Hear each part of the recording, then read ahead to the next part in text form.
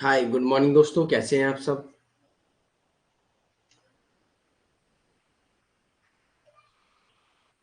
आई hope आप लोग बहुत बढ़िया होंगे और आपकी पढ़ाई भी अच्छी चल रही होगी। Good morning Pooja, good morning Pankaj साथी, good morning Komal, good morning Radhe Radhe Karishma, good morning all of you. I hope आप लोग बहुत अच्छे होंगे और पढ़ाई भी अच्छी चल रही होगी, राइट। तो welcome to session, welcome to filler form. मैं अतुल कुमार आप सबका आज के सेशन में स्वागत करता हूँ। जैसे कि आपको स्टार्टिंग में लाइन लिखी हुई है, मैंने स्टार्टिंग की इसकी पीपीटी जल्दी से तैयार नहीं कर पाई थी, इसलिए ऐड नहीं है। तो state economy and development planning in India, राज्य अर्थव्यवस्था तथा विकास, इसके बारे में आज हमको पढ़ना है। मैं बढ़िया हूँ करिश्मा। चलिए 2 मिनट वेट करेंगे सभी का आने का, उसके बाद हम लोग अपने सेशन को स्टार्ट करेंगे। ये टॉपिक यूनिट नंबर 8 का है, ये चीज याद रखिएगा, यूनिट 8। ओके,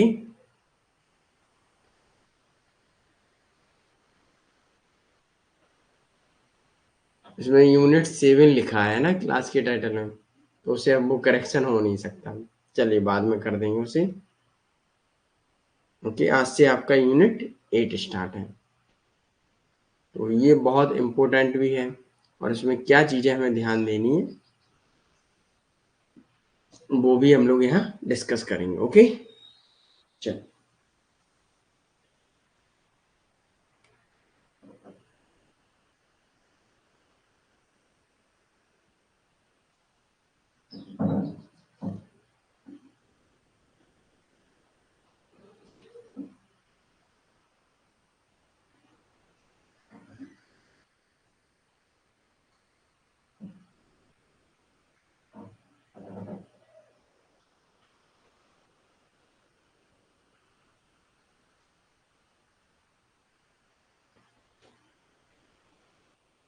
और आप सबकी पढ़ाई कैसी चल रही है? बस करिश्मा की ठीक चल रही है ना? कोमल, पूजा, पंकज, आप लोगों की पढ़ाई कैसी चल रही है?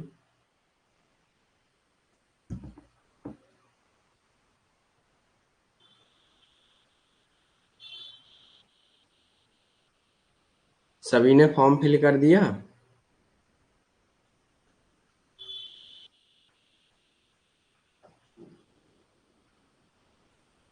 ओके, वेरी गुड कोमल, वेरी गुड पूजा।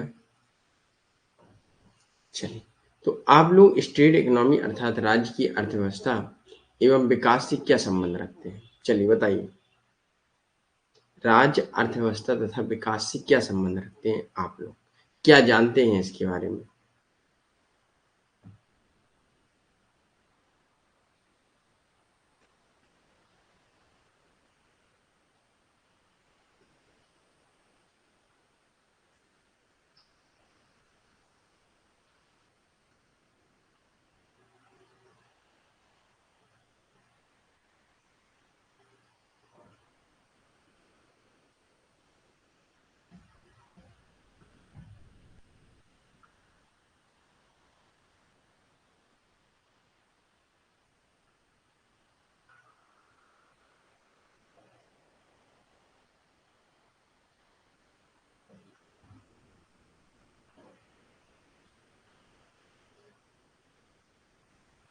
पता नहीं सर, चल रही है, बस अभी समझ नहीं आ रहा यूज।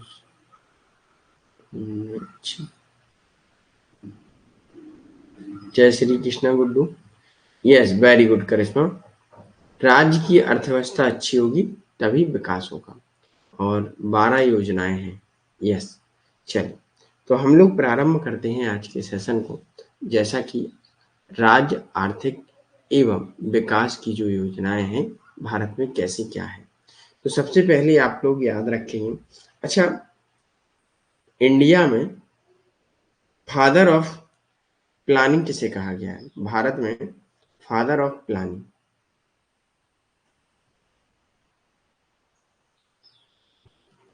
बताइए।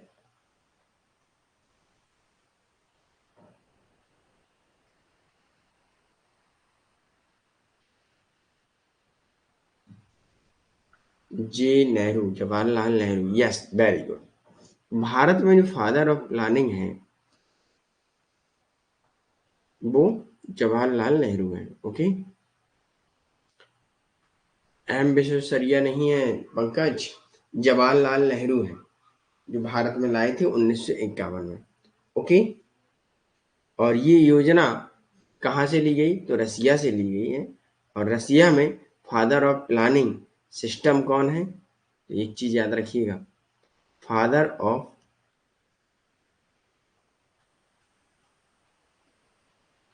प्लानिंग सिस्टम कौन है?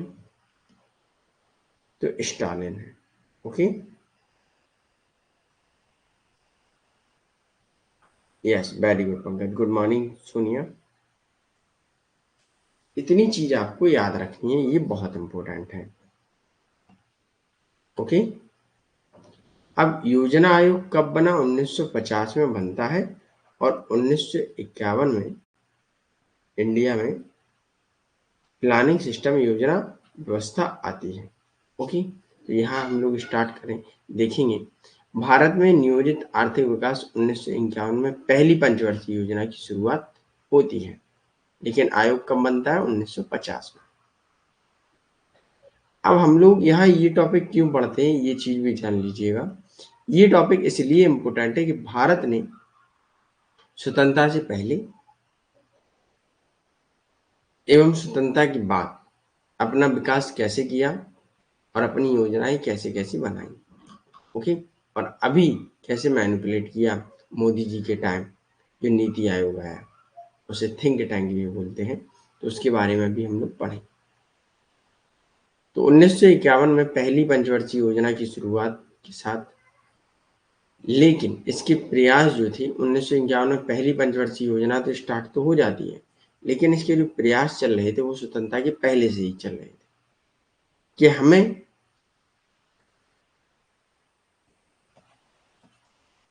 भारत में विकास कैसे करेंगे, डेवलपमेंट कैसे करेंगे, और लोगों को शिक्षित, मेडिकल फैसिलिटी, ये सारी व्यवस्थाएं कैसे हम लोग करेंगे, इन सब के बारे में यहाँ डिस्कस किया जा रहा था स्वतंत्रता के पहले। लेकिन स्वतंत्रता के बाद 1951 में इस योजना की शुरुआत कर दी।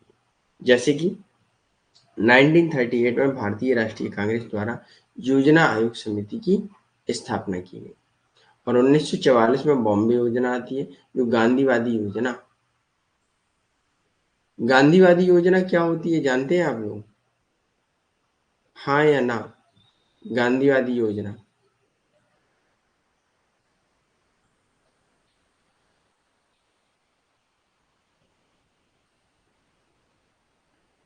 बताइए क्या होती है?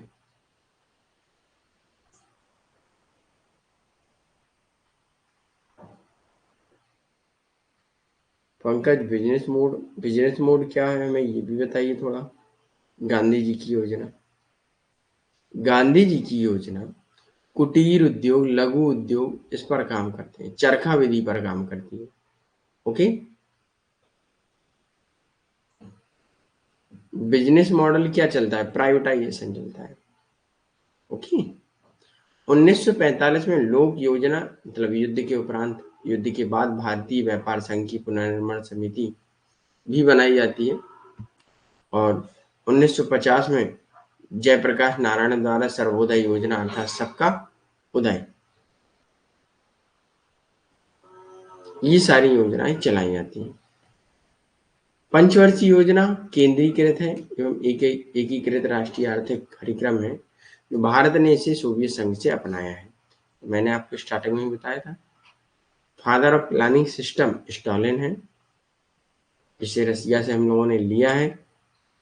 पंचवर्षीय योजना, पंचवर्षीय योजना में क्या होता है कि 5 साल में हमें कैसे कैसे विकास करना है इसके बारे में चर्चा की जाती है। लेकिन आज के टाइम में, मोदी जी के टाइम, 1 साल वाली भी है, 2 साल, 3 साल, 5 साल, 7 साल, 12 साल, ऐसी भी पॉलिसियां हैं इनके पास, नीति है कि हमें ऐसे ऐसे विकास करना है। और पंचवर्षीय योजना में पहले क्या होता था कि भाई 5 साल में जो भी कुछ अब परिस्थितियां होंगी उनके लिए हम अगली 5 साल में डिस्कस करेंगे। मतलब जो समस्याएं हैं तुरंत उनका निवारण कोई नहीं था, इसलिए योजना आयोग को नीति आयोग में परिवर्तित किया। ये जो समस्याएं हैं तुरंत सॉर्ट आउट हो, वो ज्यादा बेटर है। ये नहीं कि 5 साल का हम इंतजार करेंगे। ओके।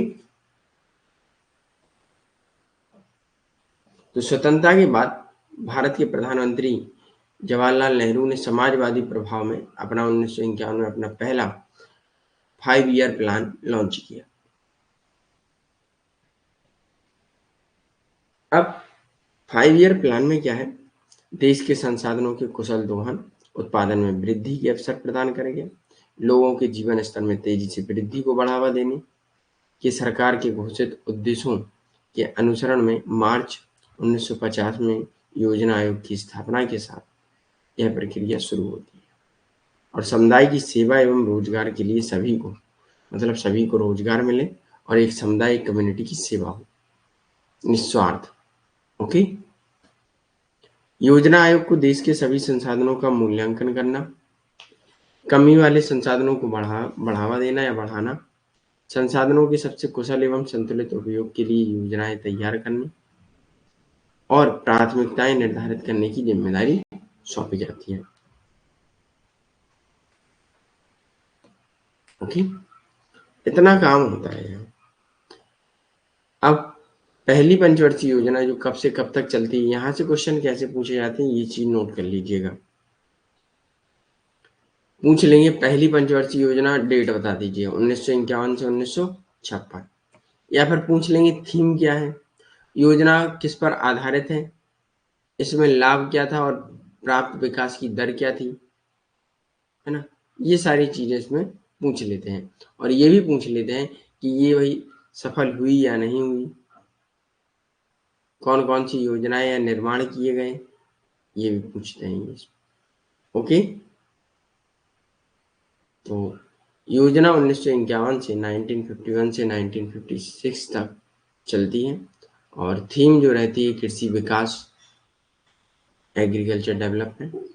योजना हेरोल्ड डोमर मॉडल की पर आधारित होती है। भारतीय पूंजी की कमी और बचत की कम क्षमता जैसी बुनियादी समस्याओं का सामना कर रहे थे।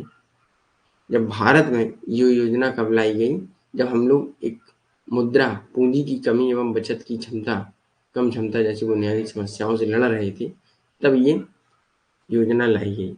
और इसमें क्या हुआ, शरणार्थियों एवं भोजन की गंभीर कमी को बढ़ती मुद्रा स्थिति को देखते हुए हम लोगों ने विकास के लिए योजनाएं बनाई और उसमें हमने लक्ष्य रखा 2.1% जीडीपी में ग्रोथ करना। लेकिन हम लोगों ने प्राप्त कितना किया, 3.6 जीडीपी। बल्कि जो हमने लक्ष्य रखा था उससे भी ज्यादा प्राप्त किया।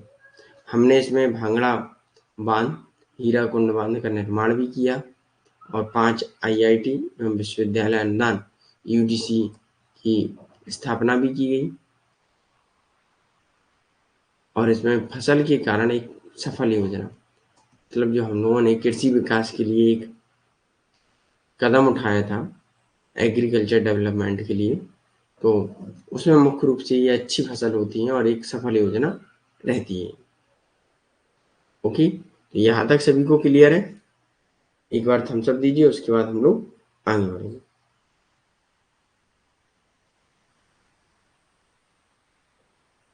ओके। यहाँ तक क्लियर सभी को? बताइए जल्दी से।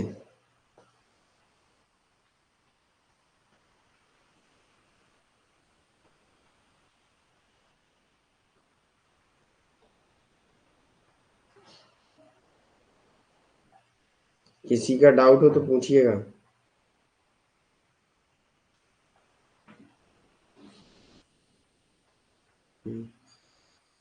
Okay, very good. हाँ, करिश्मा, जीडीपी है ना, ग्रॉस डोमेस्टिक प्रोडक्ट। ओके। जो आपके प्रोडक्शन में कितनी बढ़त होती है उसके बारे में चर्चा होती है जीडीपी में। ओके। गुड मॉर्निंग साबा हुसैन। Gross domestic product.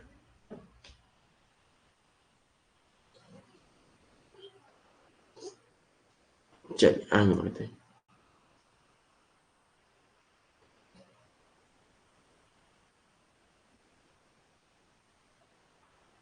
अब अगला आता है सेकंड जो 5 ईयर प्लान आता है, द्वितीय पंचवर्षीय योजना आती है। तो 1956 1956 से लेके 1961 तक थीम इसकी क्या रहती है?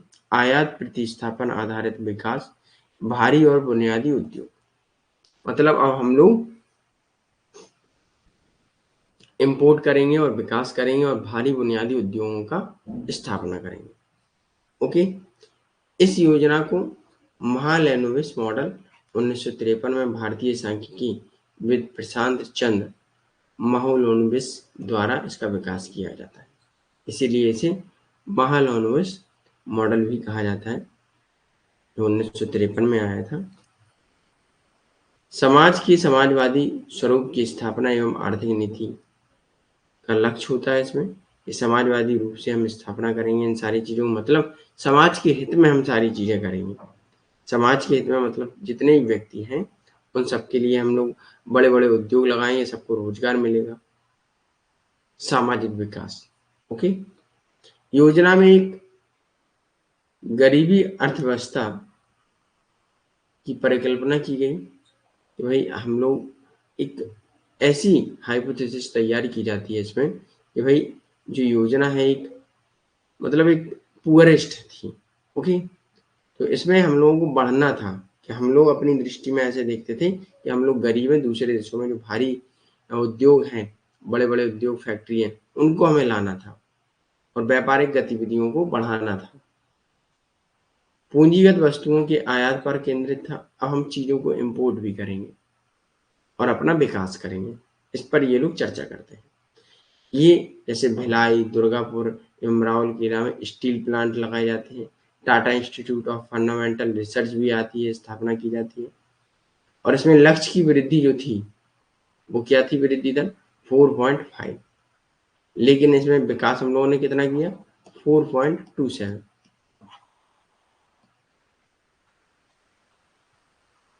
थोड़ा कम हुआ 23%, 0.23। ओके, बकाया ये भी इतना बढ़िया सक्सेस होती है। अब आती है थर्ड ईयर प्लान योजना, थर्ड ईयर प्लानिंग। तो इसकी डेट याद रखिएगा 1961 से 66 तक। थीम इसकी क्या रहती है? आर्थिक पर्याप्तता। मतलब इकोनॉमिक, हमको इकोनॉमी अपनी इतनी रखना है कि हम लोग भटके ना, है ना, या हम लोग अपना खुद का विकास कर सकें। इकोनॉमी पर्याप्त रखना। तो लक्ष्य क्या होता है? इसमें बढ़ जाते हैं लक्ष्य 5.6, लेकिन ये योजना में विकास की दर जो रहती है 2.4 रहती है, कम हो जाती है। तो इसमें फिर चर्चा होती है आर्थिक विकेंद्रीकरण एवं आर्थिक विकेंद्रीकरण की शुरुआत हो जाती है। राजनीतिक विकेंद्रीकरण और आर्थिक पॉलिटी का आपका डिसेंट्रलाइजेशन हो जाए, इकोनॉमी का भी डिसेंट्रलाइजेशन हो जाए। ये राज्य अपना देखे, केंद्र अपना देखे, तभी हम लोग विकास कर पाएंगे। और अप्रत्यक्ष घटनाओं के कारण ये योजना के लक्ष्य जो हम लोगों ने रखे थे वो विफल रहे थे। और इस समय हमारे पास कई घटनाएं भी हुई थी, जैसे चीनी आक्रमण 1962 में, भारत पाक युद्ध 1965 में, गंभीर सूखा पड़ता है इसी साल, इसी वर्ष में 1965 से 1966 में। तो इन सब के कारण ये योजना विफल रहती है। योजना के विफल होने के कारण ये है, हमने जो लक्ष्य रखे थे अभी तक हम लोग वो प्राप्त कर रहे थे, लेकिन इसमें ऐसा क्या हुआ कि हम लोगों ने अपने लक्ष्य प्राप्त नहीं कर पाए। तो ये कारण है, चीनी युद्ध, भारत पाक युद्ध एवं गंभीर सूखा भी पड़ता है। और योजना संघर्ष के कारण योजना के बाद के चरण के दौरान दृष्टिकोण को विकास से रक्षा और विकास में स्थानांतरित कर दिया गया है। ओके, यहाँ तक क्लियर कि भाई असफल क्यों होती है।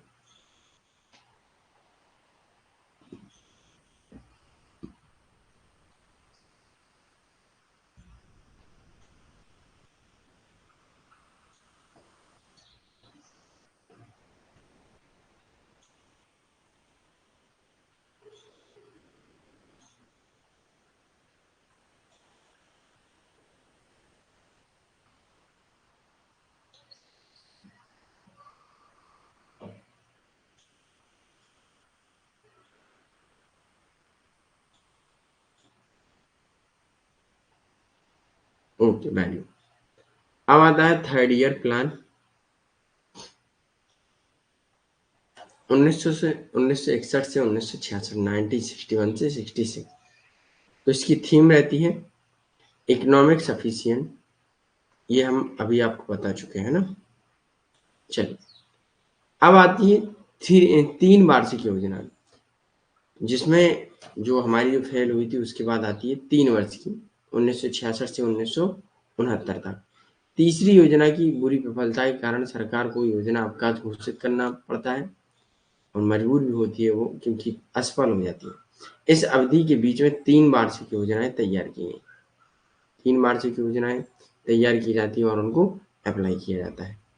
ओके, अब आती है फोर्थ 5 ईयर प्लान, चौथी पंचवर्षीय योजना 1969 से 1974 तक, 1969 से 74 तक। थीम क्या होती है? कृषि में तकनीकी सुधार, स्थिरता के साथ विकास एवं इंदिरा गांधी द्वारा प्रस्तुत की जाती है। कृषि में एवं विकास, इसमें इंदिरा गांधी द्वारा इसे प्रस्तुत की जाती है और 14 बैंकों का राष्ट्रीयकरण कर दिया जाता है।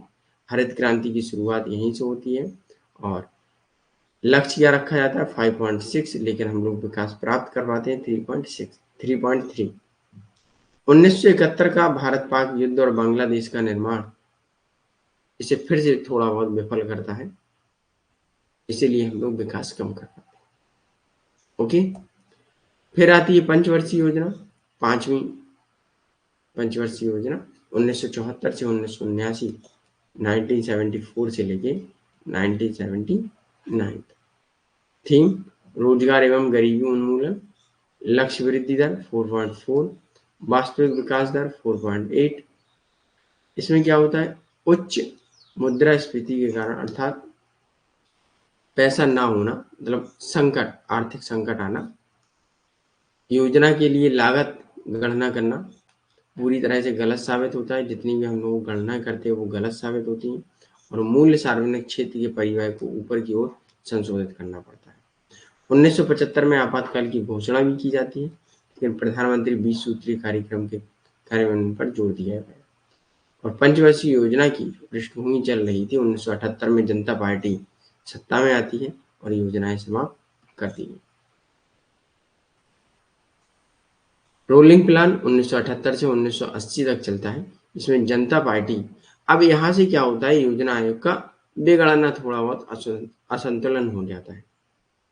जैसे हम लोग स्टार्टिंग में फर्स्ट एंड सेकंड में विकास करते आ रहे थे, अब यहाँ ऐसा नहीं होता है, क्योंकि चाइना भारत युद्ध, भारत पाकिस्तान युद्ध और आर्थिक संकट, कई प्रकार की योजनाएं, तो उनसे उभरने के लिए धीरे धीरे जैसे तैसे हम लोग आ रहे थे आगे। तो रोलिंग योजना आती है 1978 और 1980।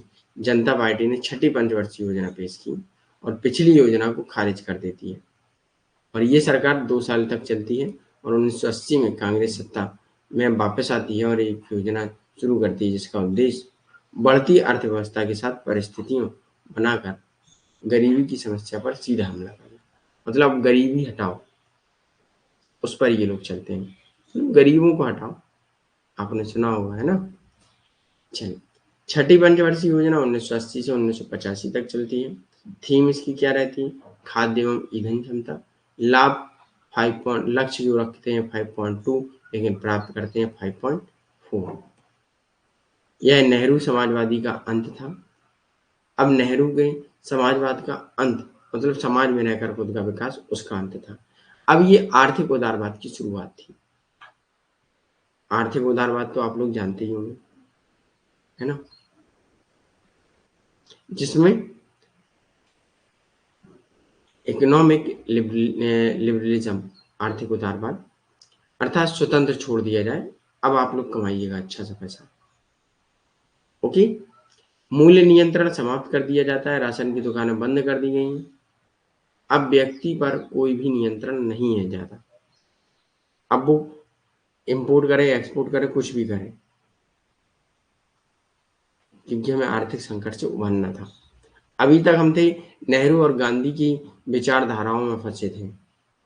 अब हम लोग क्या हुआ कि उदारवाद में आ गए।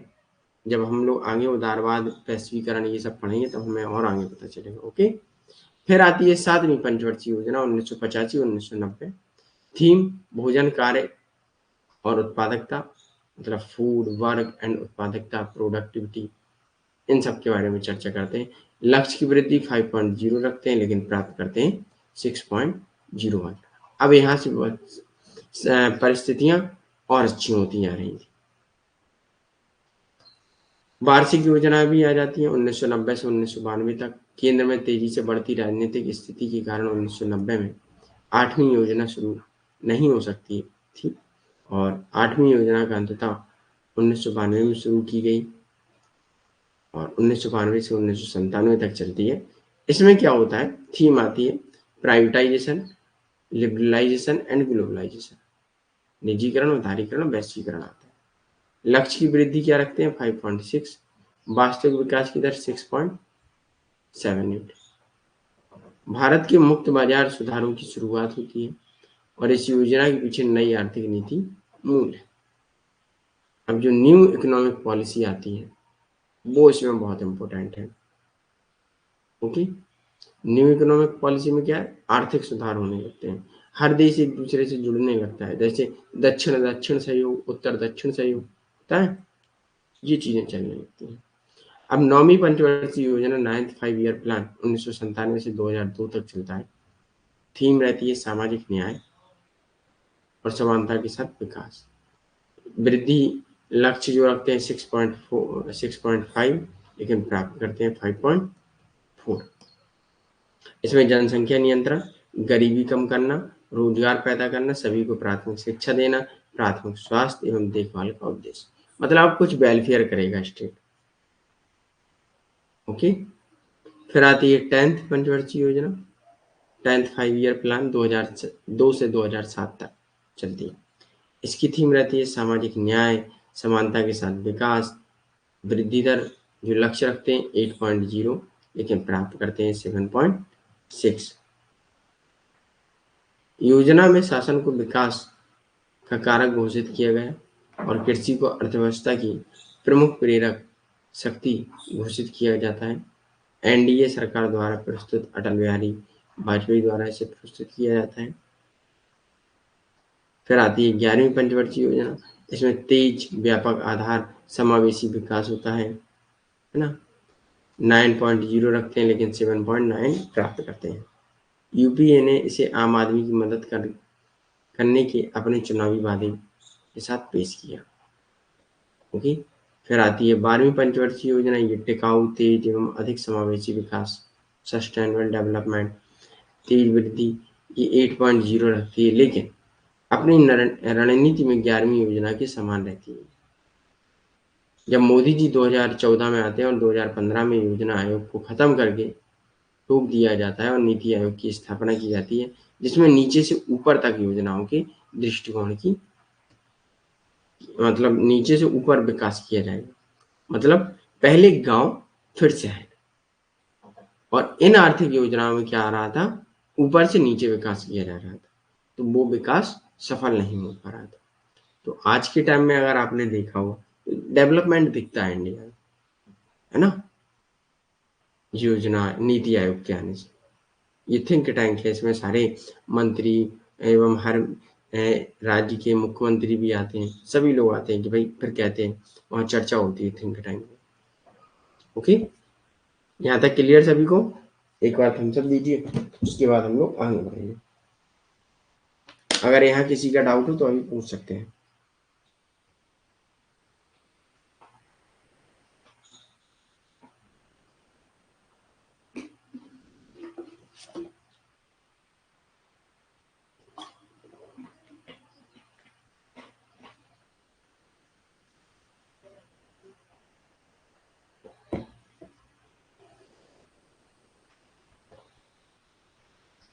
ओके, किसी का कोई डाउट नहीं है?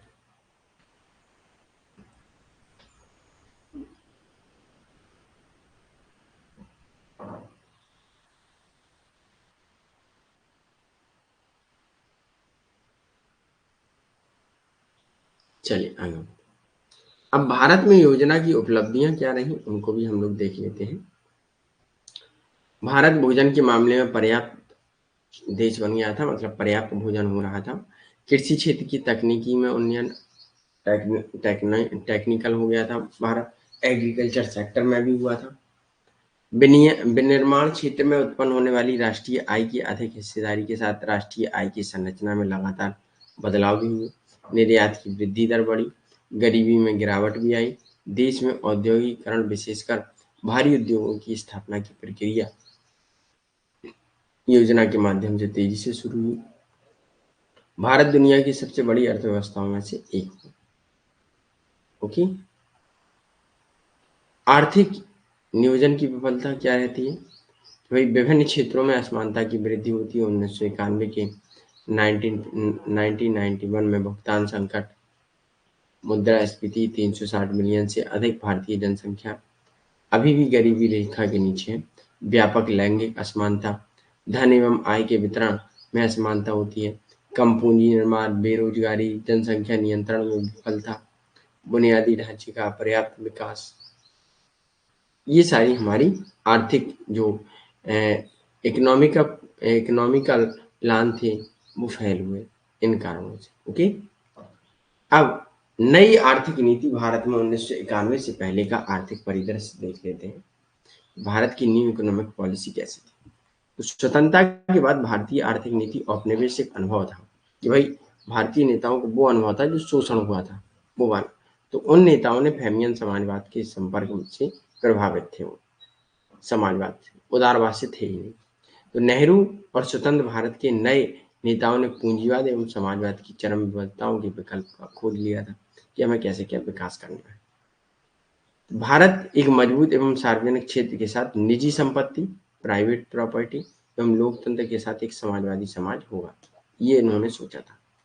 इसके एक भाग के रूप में भारत ने केंद्रीकरण योजनाओं के दृष्टिकोण को अपनाया था और नीति का झुकाव संरक्षणवाद की ओर था, जिसमें आयात प्रतिस्थापन एवं राज्य की निगरानी में औद्योगिकीकरण एवं सभी व्यवसायों में, विशेष रूप से श्रम एवं वित्तीय बाजारों एवं बड़े सार्वजनिक क्षेत्र, व्यापारिक विनियमन, सूक्ष्म स्तर पर राज्य का हस्तक्षेप भी शामिल था। मतलब यह क्या था, जैसे कि जब हम लोग ब्रिटिश कॉलोनी के अंदर आते थे, जब ब्रिटिश सरकार थी, देखिए जैसे क्या होता है, हम लोग जिस एनवायरनमेंट में रहते हैं उसी से हम लोग इफेक्ट होता है, हम लोगों के ऊपर प्रभाव पड़ता है। तो हम लोग जब ब्रिटिश शासन के अंदर थे तो हमारे अंदर वैसा विकास पड़ा, सॉरी वैसे प्रभाव पड़ा कि हम लोग एक समाज के अंदर रहकर ही, मतलब लोगों को जो जब स्वतंत्र भी हो गए तो क्या था कि अगर कोई भी व्यापार करना चाहता था तो राज्य बहुत हस्तक्षेप करता था। क्यों करता था? क्योंकि वो ब्रिटिश से प्रभावित था कि राज्य कहता था भाई ऐसे नहीं कर सकते आप। मतलब उदारवादी विचारधारा नहीं थी, वो समाजवादी थी कि राज्य सर्वोपरि है और राज्य आपके हर क्षेत्र में व्यापार में हस्तक्षेप करेगा। ओके, तो हस्तक्षेप बहुत होता था और हस्तक्षेप धीरे धीरे कम भी हुआ, जैसे कि हम लोग आगे देखेंगे। 1900 पहले की आर्थिक नीतियां की क्या कमियां थी उनको हम लोग देख लेते हैं। लाइसेंस राज, मतलब व्यापार करने के लिए आपको चाहे छोटा चाहे बड़ा, तो उसके लिए एक परमिट, एक लाइसेंस बनवाना पड़ता था आपको, तभी आप व्यापार करते थे। तो लाइसेंस जो बनता था वो सरकार द्वारा बनाया जाता था और उसमें अच्छा खासा जो लाल फीताशाही अर्थात जो ब्यूरोक्रेट्स थे वो किसी का पास करते थे, किसी का नहीं तो पैसे लेते थे। तो लोगों के पास पैसे होते नहीं थे, लाइसेंस बनवाते नहीं थे, तो लाइसेंस नहीं बनवाते थे तो व्यापार नहीं होगा, व्यापार नहीं होगा तो विकास भी नहीं होगा। तो ये सबसे बड़ी बाधा थी, लाइसेंस राज था। 1947 और 1990 के बीच भारत में व्यवसाय स्थापित करने एवं चलाने के लिए आवश्यकता थी।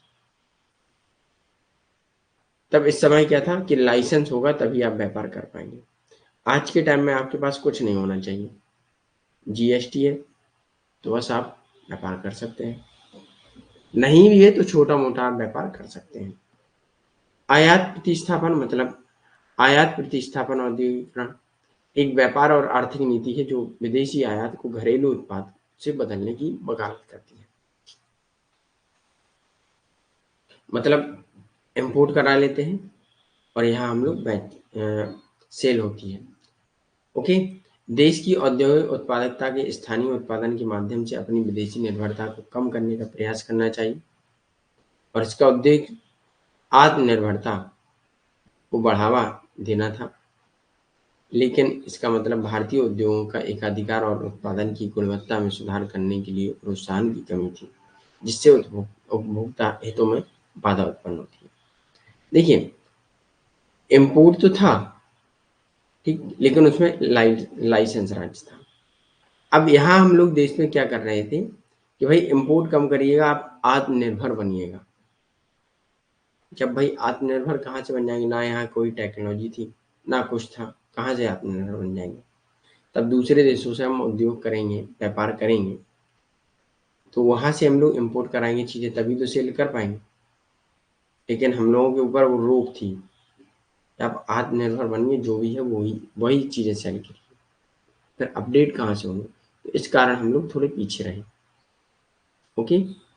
फिर 1991 का जो आर्थिक संकट होता है, 1985 में भारत भुगतान समस्याएं हो रही थी, सरकार का खर्च भी अधिक हो रहा था और आय भी कम थी।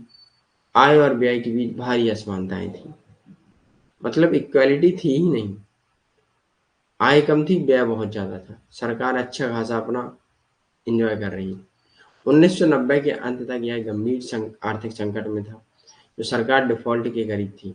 तो केंद्रीय बैंक ने नए ऋण से इनकार कर देती है और 1991 में भारत एक आर्थिक संकट का सामना भी करना पड़ता है, जिसमें बाहरी ऋण से संबंधित होता है और भारत विदेश से उधारी का भुगतान नहीं कर पाता है। विदेशों से जो उधारी मांगी थी उसका भी भुगतान नहीं कर पाता है।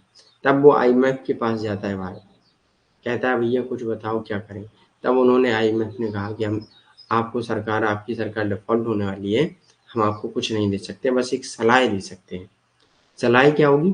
एलपीजी होगा, लिबरलाइजेशन, प्राइवेटाइजेशन एंड ग्लोबलाइजेशन, उदारीकरण, निजीकरण एवं वैश्वीकरण। इसको अपना लीजिएगा आप इन समस्याओं से मतलब समाप्त हो जाएंगी, कभी घिरेंगे नहीं और उसके बाद कभी भी भारत को आर्थिक संकट का सामना नहीं करना पड़े। तो विदेशी मुद्रा भंडारण हमें पेट्रोलियम और अन्य वस्तुओं के आयात के लिए बनाए रखते हैं, गिरकर ऐसे स्तर पर पहुंच गए जहां एक पखवाड़े के लिए पर्याप्त नहीं है। आवश्यक वस्तुओं की बढ़ती कीमतों से संकट और बढ़ जाता है और आईएमएफ एवं विश्व बैंक का आगमन भी होता है। भारत अंतर्राष्ट्रीय आईबीआरडी से भी मदद मांगने जाते हैं, संपर्क करते हैं, लेकिन कोई भी मना कर देता है। और भारत को संकट के समाधान के लिए इन एजेंसियों ने सिर्फ $7 बिलियन प्राप्त करते हैं ऋण। और आईएमएफ के साथ समझौते के तहत उसने यूनियन बैंक ऑफ स्विट्जरलैंड में 20 टन सोना और बैंक ऑफ इंडिया में 47 टन सोना की गिरवी रखना पड़ता है। सोना रखते हैं तब $7 मिलियन हमको डॉलर मिलता है।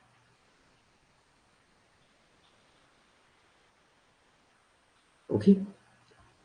ये क्राइसिस जो थी बहुत, मतलब भारत के लिए बहुत संकटदायी थी। इससे निकलने के लिए एलपीजी हम लोग आगे देखेंगे, स्थिरीकरण के उपाय, स्थितिकरण स्थिरीकरण के उपाय। ये दीर्घकालिक उपाय थे जिनका उद्देश्य भारतीय अर्थव्यवस्था में विभिन्न क्षेत्रों में कठोरता को दूर करके आर्थिक क्षमता में सुधार लाना, अंतर्राष्ट्रीय वित्तीय स्तर पर स्पर्धा अर्थात कंपटीशन को बढ़ाना।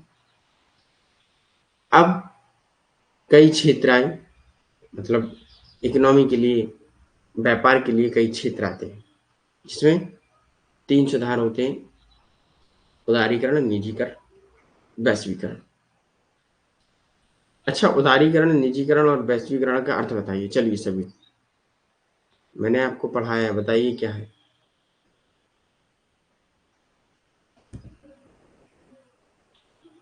करिश्मा, साक्षी, गुड्डू, कोमल, पंकज, पूजा, सामा हुसैन, सोनिया, किसी को पता है कि नहीं?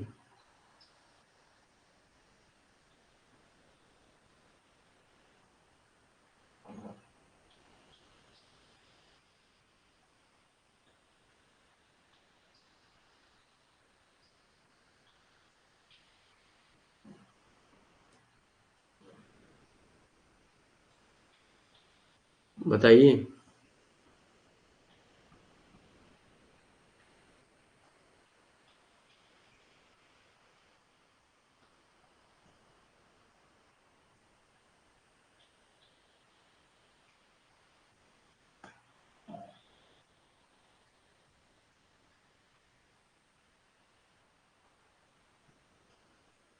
किसी को भी नहीं है पता? सर आप बता दीजिए।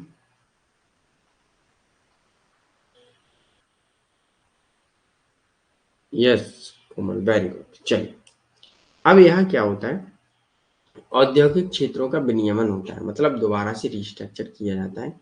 क्या किया जाता है, अब कई ऐसे प्रोडक्ट थे जिन पर लाइसेंस की आवश्यकता होगी और अन्य पर लाइसेंसिंग सिस्टम खत्म कर दिया जाएगा। आवश्यकता किन पर होगी? शराब, सिगरेट, खतरनाक रसायन, ड्रग्स एवं विस्फोटक पदार्थों, इन सब पर लाइसेंस की आवश्यकता होगी, बकाया सब पर छोड़ दिया जाएगा। ओके। सार्वजनिक क्षेत्र के लिए आरक्षित कई उद्योग योग हो गए, जैसे रेलवे, रक्षा उपकरण, परमाणु योजना उत्पादन को सार्वजनिक क्षेत्र के लिए आरक्षित कर दिया कि अब इनमें आप लोग भी आइए और अपना भी रिजर्व कीजिएगा, कि भाई आप लोग भी इनमें मदद कीजिएगा और अपना विकास कीजिएगा। अब जैसे अडानी डिफेंस कॉरिडोर, तो अडानी भी अब डिफेंस सिस्टम बनाती है जो अपने भारत को भी बेचती है और बाहर भी बेचती है। बाजार को कीमतें निर्धारित करने की अनुमति दी गई। पहले क्या कर रहा था, सब समाजवाद में राज्य कर रहा था, अब बाजार डिसाइड करेगा। तो कभी कभी चीजें सस्ती होती हैं, कभी महंगी होती हैं। अब ये किस पर चल रहा है? निजीकरण, अर्थात बाजार पर चल रहा है, सब कुछ मार्केट पर है। वित्तीय क्षेत्र में सुधार, वित्तीय क्षेत्र में नियामक के सुविधा प्रदाता तथा आरबीआई की भूमिका को कम कर दिया है। अब आप अपना स्वयं देखिएगा, अब ये नहीं कि बैंक आपको ज्यादा हस्तक्षेप करेगी, ऐसा नहीं। तो इन सुधारों के कारण निजी बैंकों की स्थापना हुई। आज आपका डीमेट अकाउंट जो शेयर मार्केट के लिए होता है, आज चुटकी भर में खुलता है। पहले क्या होता था, खुलता ही नहीं था, बहुत बड़ी मुश्किल से खुलता था शेयर मार्केट में डीमेट अकाउंट। आज आपका चुटकी भर में, सिर्फ इजी। आज प्राइवेट कंपनियां, प्राइवेट बैंक ऐसे प्रचार करती हैं कि ओनली 3 स्टेप में खोले डीमेट अकाउंट, 1 मिनट में डीमेट अकाउंट। तो आज चुटकी में काम होता है। तो इसीलिए हम लोग विकास कर रहे हैं। आज लोग क्या करते हैं, मार्केट में जब पैसा लगाओगे आप सभी लोग, तो मार्केट से दुगना ही होता है और उससे देश का भी विकास होता है। ओके। बैंकों में एफडीआई को 50% तक बढ़ाया गया। खाता धारकों के हितों की सुरक्षा के लिए कुछ प्रबंधकीय पहलुओं को आरबीआई के पास बरकरार रखा गया, कि लोगों के खाता धारक जो हैं उनकी सुरक्षा के लिए आरबीआई के पास कानून भी है। ओके। कर सुधार, कॉर्पोरेट टैक्स जो पहले बहुत ज्यादा था धीरे धीरे कम कर दिया गया। कर प्रक्रियाओं को सरल बनाया और दर भी कम की जाती है यहाँ। ऐसे 1973-74 में 11 कर स्लेब से 18 से 85% तक की दरें थी, और 1990, 91, 1991, 96 के बीच बजट, ये सारी चीजें पढ़ लीजिएगा। ओके। विदेशी मुद्रा सुधार, टैक्स रिफॉर्म एवं फॉरेन एक्सचेंज रिफॉर्म, व्यापार में निवेश नीति सुधार। अब निवेश हम लोग इन्वेस्ट बहुत सिंपल तरीके से कर सकते हैं, कोई आयात पर टैक्स नहीं, खतरनाक एवं पर्यावरण की दृष्टि से संबंधित संवेदनशील उत्पादों को छोड़कर आयात के लिए लाइसेंसिंग प्रक्रिया को हटाना, है ना। आयात में मात्रात्मक प्रतिबंध की पूरी तरह से कम कर दिया गया। निर्यात को बढ़ावा देने के लिए निर्यात शुल्क हटा दिया गया। निजीकरण में संपत्ति का हस्तांतरण निजी क्षेत्र में हो जाता है। वित्तीय अनुशासन में सुधार होती है, आधुनिकीकरण की सुविधाएं होती हैं। अब जब तक हम लोग प्राइवेट नहीं करेंगे तब तक हम लोग विकास नहीं कर सकते। क्यों? क्योंकि कोई भी प्राइवेट कंपनी आएगी या प्राइवेट बैंक आएगी तो वो हर एक न्यू इनोवेटिव आइडिया लेके आएगी, एक क्रिएटिव आइडिया लेके आएगी, जिससे वो भी प्रॉफिट कमाए और देश भी कमाए। राइट। आज अपने यहाँ बैंक क्या देती है, लोन देती हैं। आपने अगर कोई बाइक या मोबाइल ली लोन पर, तो ब्याज तो आप दे ही रहे हैं।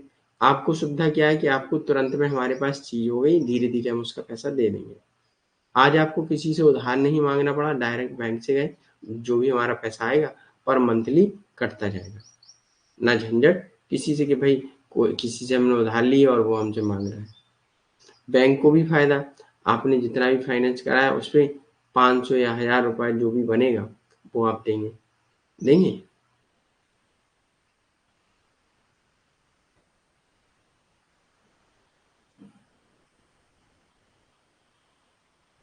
ओके, निजीकरण आर्थिक स्थिति में स्वतंत्र छोड़ना, यस, चलिए ओके। विनिवेश सार्वजनिक क्षेत्र में उद्योगों की क्वालिटी का कुछ हिस्सा जनता को बेच दिया। जो सार्वजनिक क्षेत्र थे उनको क्या कर दिया, जैसे रेलवे है, रेडियो है, तो उन्हें उनमें कुछ इक्विटी जनता को दे दी कि अब जनता भी उनमें काम करेगी अच्छे से और बढ़िया काम होगा। आज रेलवे को देख लीजिएगा, है ना।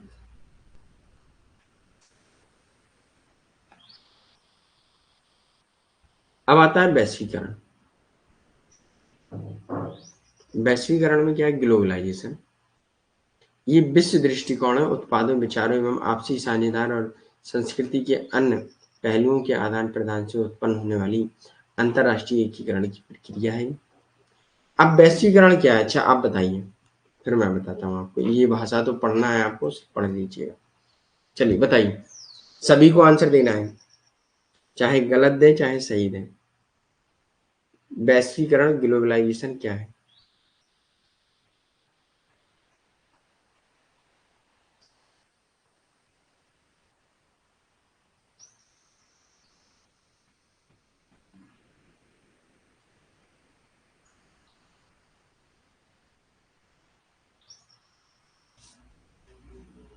चलिए बताइए।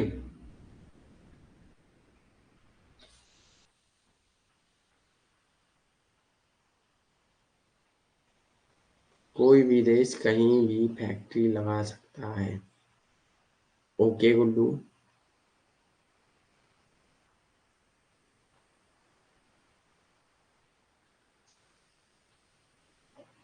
ओके, अच्छा, वैश्वीकरण में जब आया, ग्लोबलाइजेशन आया, तो हमने क्या क्या चीजें सीखी और क्या क्या चीजें सिखाई?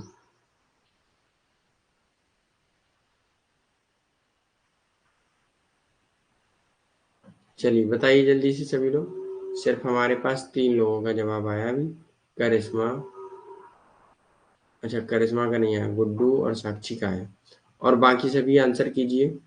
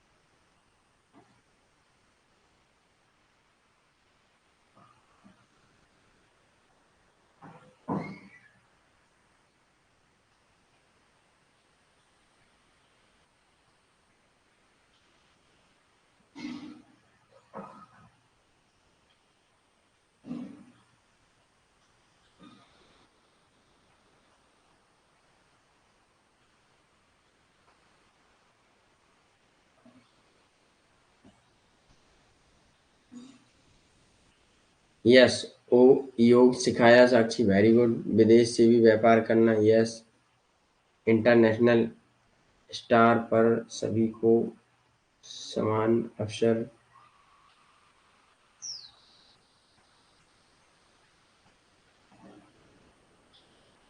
ओके, चलिए देखिए, आज हम लोगों ने, जब वैश्वीकरण हुआ, हम लोगों ने विदेशी कल्चर भी अपनाया। जैसे आप लोग क्रिसमस मनाते हैं, है ना, फूड में पिज्ज़ा खाते हैं, बर्गर खाते हैं, और बाहर हम लोगों की संस्कृति भी गई। जैसे दुबई में हिंदू टेम्पल है ना, तो कई चीज़ें हैं।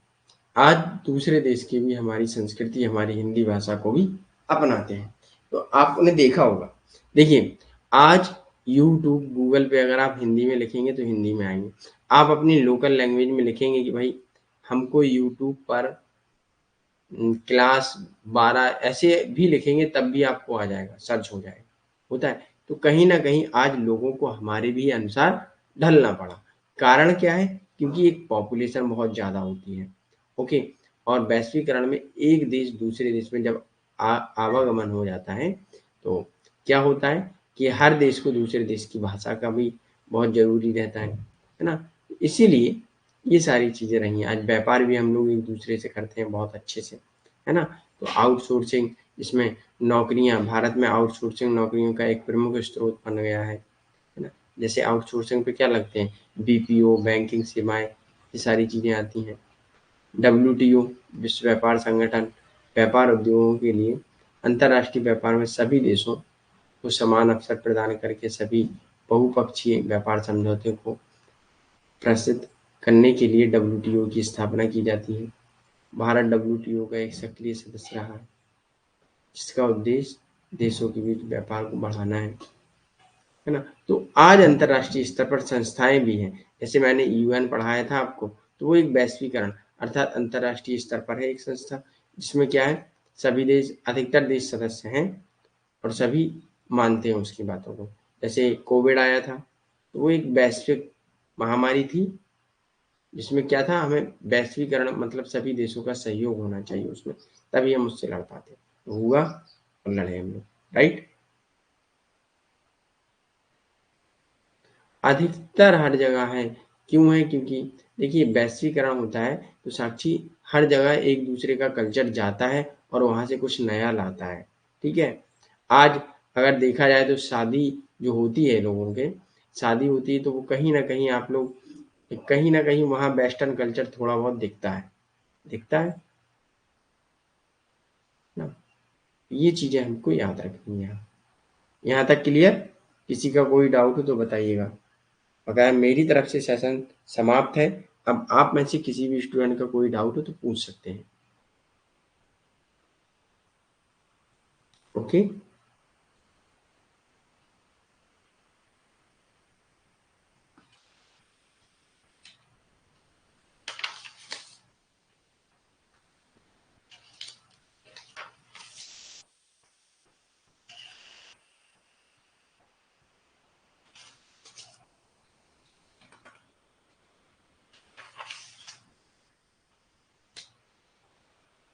उदारीकरण कैसे होता है, लिबरलाइजेशन, प्राइवेटाइजेशन एंड ग्लोबलाइजेशन ये कैसे होता है, ये सब हमने आपको बता दिया। ओके? चलिए, thank you for today session watched and most welcome. मिलते हैं हम लोग कल फिर सुबह 7 बजे। Okay? Okay, most welcome all of you.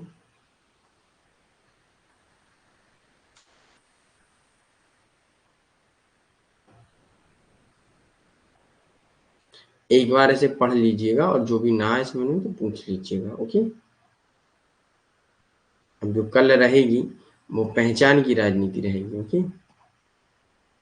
Topic रहेगा पहचान की राजनीति।